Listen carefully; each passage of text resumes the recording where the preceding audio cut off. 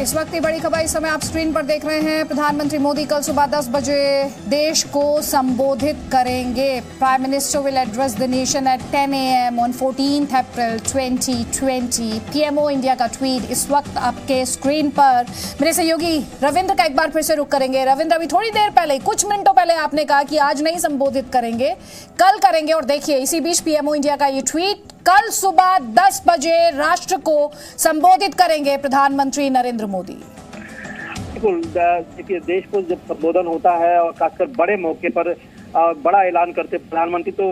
रात को 8 बजे करते हैं, लेकिन पिछली बार उन्होंने परंपरा तोड़ी थी, 9 बजे रात में किया था और आज 9 बजे सुबह में किया था और आज फिर जो हमें समाचार मिल रहा है कल 10 बजे करेंगे प्रधानमंत्री देश को संबोधित। लॉकडाउन का एक्सटेंशन जो होने वाला है वो कितने दिनों का होगा, जो अमूमन 14 दिनों का होने की पूरी संभावना जताई जा रही है और जो होना लगभग तय है, लेकिन एक्सटेंशन क्या फुल फ्लेज होगा जैसे लॉकडाउन 21 दिन के लिए था उसी तरह, या फिर कुछ इसमें पाबंदियों के साथ कुछ ढील दी जाएगी। इन सभी चीजों की घोषणा कल प्रधानमंत्री करने वाले हैं, क्योंकि कई तरह की बातें आ रही, कई तरह के जो सुझाव आए हैं, चाहे मुख्यमंत्रियों का हो, एक्सपर्ट का हो, उन सभी को विचार करके ही कल प्रधानमंत्री ऐलान करेंगे। क्योंकि 21 दिनों का जो लॉकडाउन का अवधि है वो पूरा हो रहा है कल रात में 12 बजे, इसलिए कल देश को संबोधित करेंगे सुबह 10 बजे और विस्तार से पूरे देश को बताएंगे कि लॉकडाउन एक्सटेंशन क्यों जरूरी है और उसके अलावा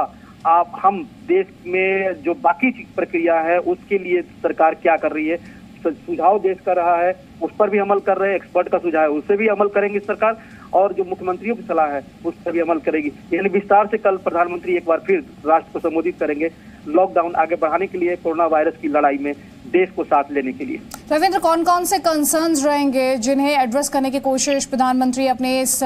संबोधन में करेंगे? जाहिर तौर पर लॉकडाउन का स्वरूप क्या होगा, क्योंकि हम लगातार ये देख रहे हैं कि कई जोन्स में बांटे जाने की बात की जा रही है, इस तरह के दावे किए जा रहे हैं, लेकिन कुल मिलाकर वो कौन कौन से क्वेश्चंस जिनका जवाब, वो सवाल जिनका जवाब कल प्रधानमंत्री के संबोधन से मिलेगा? देखिए कई मुख्यमंत्रियों ने जो सलाह दिया था, red zone, yellow zone, blue zone करके, लेकिन जिस तरह से लगातार कोरोना वायरस के पीड़ितों की संख्या बढ़ते जा रही है और ये लगभग 10,000 के आसपास पहुंचने वाली है, तो ऐसे में सरकार के ऊपर, खुद प्रधानमंत्री के ऊपर भी दबाव है कि हम इसमें क्या रिलैक्सेशन दे सकते हैं, इसमें कहीं कोई छूट दे सकते हैं, क्योंकि ये अगर छूट देने पर क्या इस तरह और विस्तार तो नहीं होगा। कई तरह की बातें हैं, हालांकि आर्थिक गतिविधियों को भी चलाने की कोशिश की जा रही है। जिस तरह से वाणिज्य मंत्रालय ने अपने सुझाव एचएमओ को कल दिया था कि जिस तरह से एक्सटेंशन के दौरान कई छूट दी गई है, कई आवश्यक वस्तुओं की आपूर्ति चाहे दूसरे संस्थाओं को, उसी तरह से उसने वाणिज्य मंत्रालय ने अपनी तरफ से रिकमेंडेशन दिया था 15-20 जो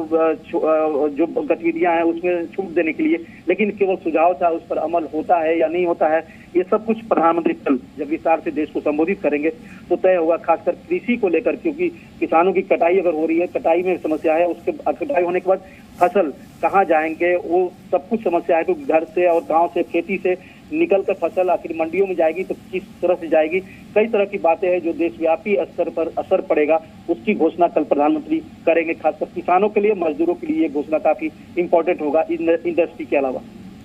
और साथ ही बहुत सारी चिंताएं इकोनॉमी को लेकर, बहुत सारी चिंताएं लोगों ने, जगह जगह जो लोग फंसे हैं वो बार बार इस बात को उठा रहे हैं कि जब फेज जो नया स्वरूप होगा, क्या इन सारी बातों को भी एड्रेस किया जाएगा कल जब प्रधानमंत्री का संबोधन होगा? बिल्कुल, देखिए आज ही बता दूं कि हरसिमरत कौर बादल ने प्रधानमंत्री को एक पत्र लिखा है कि पटना साहिब गुरुद्वारे में 2000 लोग उसमें लॉकडाउन कारण से वहां फंसे हुए हैं। नांदेड़ महाराष्ट्र में 3000 से ज्यादा श्रद्धालु फंसे हुए हैं, तो उनके लाने के लिए व्यवस्था होनी चाहिए, कुछ किया जाए, छूट देने। ऐसी बहुत से लोग जहां तहां लॉकडाउन की स्थिति कारण से फंसे हुए हैं, क्या उनको आने दिया जाएगा, उनको जाने दिया जाएगा, ये तमाम चीजें हैं, क्योंकि इस पर सरकार को फैसला लेना है। ये राज्य स्तर की बातें नहीं है, किसी राज्य में फंसा हुआ दूसरे राज्य में जाना है, क्या इंटर स्टेट गतिविधियां भी चालू होगी, बहुत सी बातें हैं जिस पर देश को एक तरह से साथ में लेना होगा, उनको भरोसे में देना होगा कि हम आपकी जान के साथ साथ आपकी आर्थिक गतिविधियों के साथ भी सरकार रियायत बरतेगी, उस पर भी ध्यान दे रही है। तो सरकार के सामने भी चुनौतियां, लेकिन एक बात जरूर है जो एक्सपर्ट बार बार कर रहे हैं, जो 21 दिन का लॉकडाउन था वो 70% ही उसको एक तरह से कहा जाए लागू करने की बातें कही जा रही है। इसलिए अगर एक्सटेंशन 100% नहीं होता है तो भले ही इसका ड्यूरेशन लंबा हो, लेकिन उसका असर बहुत कम देखने को मिलेगा। ये सब तमाम चीजें हैं कि लॉकडाउन क्या 100% रहे, उसमें कुछ छूट दिया जाए, लेकिन जिस तरह से मरीजों की संख्या बढ़ते जा रही है, दुर्भाग्यपूर्ण मौत की संख्या बढ़ते जा रही है, प्रधानमंत्री के ऊपर भी दबाव होगा। सब स्थितियों को लेकर सरकार देश में भरोसे लेकर, देशवासियों को भरोसे में लेकर इस लॉकडाउन को 14 दिन के लिए बढ़ाने की साथ साथ क्या घोषणा करते हैं। No signal, no worry. Presenting Z News app with live TV, latest updates and expert opinion. Available on Google Play and App Store. Download it now.